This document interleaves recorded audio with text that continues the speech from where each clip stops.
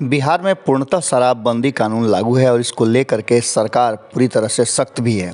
लगातार आपने देखा होगा कि नीतीश कुमार समीक्षा बैठक कर रहे हैं, लेकिन इन सब के बावजूद शराब के काले कारोबारी जो हैं और जहरीली शराब बेचने वाले पूरी तरह से सक्रिय हैं।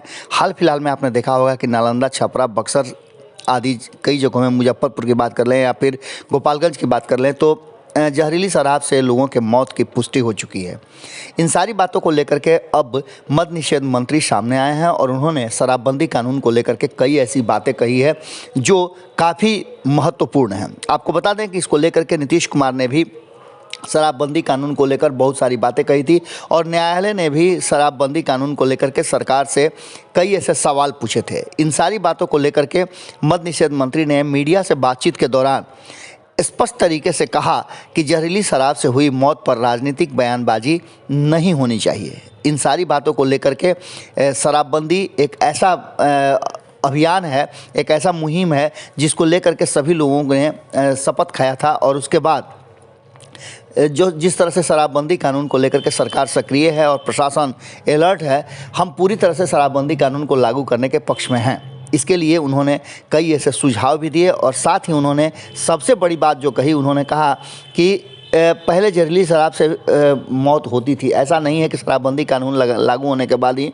ये मौतें हो रही हैं। मंत्री ने स्पष्ट तरीके से कहा कि मौत की वजह आर्थिक है। जहरीली शराब पीने वाले लोग आर्थिक रूप से कमज़ोर होते हैं, वहीं दूसरी ओर जहरीली शराब बनाने वाले लोग भी आर्थिक फायदे के कारण इस व्यवसाय से जुड़े हुए हैं। इसका सीधा सा मतलब है कि सरकार इस पर पूरी तरह से नियंत्रण लगाने के लिए हर वो कदम उठा रही है। इसके लिए जो भी व्यवस्था की ज़रूरत हो, चाहे ड्रोन कैमरे की हो या फिर अन्य तरह की व्यवस्था हो। इसके साथ ही आपको बता दें कि स्कूली शिक्षकों को शराबबंदी कानून से जोड़ने और उस पर निगरानी रखने की बात को लेकर के भी काफ़ी बवाल मचा हुआ है। इन सारी बातों पर मद्य निषेध मंत्री ने मीडिया से बातचीत के दौरान जो बातें कही, वो निश्चित रूप से समाज के लिए एक अलग तरह का संदेश देती हैं और इस कानून में क्या कुछ होना है वो आप खुद सुन लीजिए। उसको आर्थिक रूप से जो लोग उससे जुड़े रहेंगे वो कैसे आगे बढ़ सकेंगे।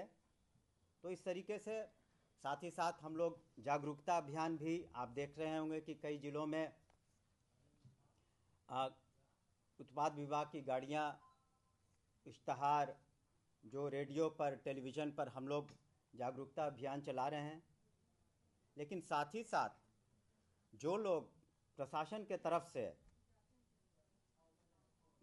बहुत ज़्यादा लापरवाही कर रहे हैं या फिर कहीं मिली भगत पाई जाती है, तो उनके विरुद्ध भी हम लोग सख्त कार्रवाई कर रहे हैं। 250 से अधिक पुलिसकर्मियों को बर्खास्त किया गया है। उत्पाद विभाग के भी हमारे ख्याल से 1 दर्जन से अधिक लोगों को बर्खास्त किया गया है। कईयों पर अभी प्रोसीडिंग चल रही है। तो कुल मिला के एक ये वर्क इन प्रोग्रेस है और हम लोग विभाग लगातार लगा हुआ है, चाहे वो जागरूकता अभियान हो, चाहे छापामारी और गिरफ्तारी हो और ट्रायल हो, चाहे वो सतत जीवनोपार्जन योजना है उसमें लोगों को जोड़ना हो। लेकिन आपको अंतोगत्वा ये हम बताना ज़रूर चाहेंगे कि ये जो भ्रामक स्थिति और बयानबाजी की जा रही है कि जहरीली शराब की मौतें हो रही हैं, उससे मौतें होती हैं क्योंकि शराबबंदी है, तो हमने आंकड़ों से भी बताया कि बिहार में 2016 के पहले भी मौतें हुई हैं और दूसरे राज्यों में जहां शराबबंदी नहीं है और बिहार में भी 2016 के पहले शराबबंदी नहीं थी, तब भी जहरीली शराब से मौतें होती रही हैं। हम लोग वैसे केसेस को निश्चित रूप से उसमें गिरफ्तारियां कर रहे हैं और हम लोग का प्रयास है कि वैसे केसेस को हम लोग प्रायोरिटी ट्रायल, स्पीडी ट्रायल करा के दोषियों को सज़ा दें।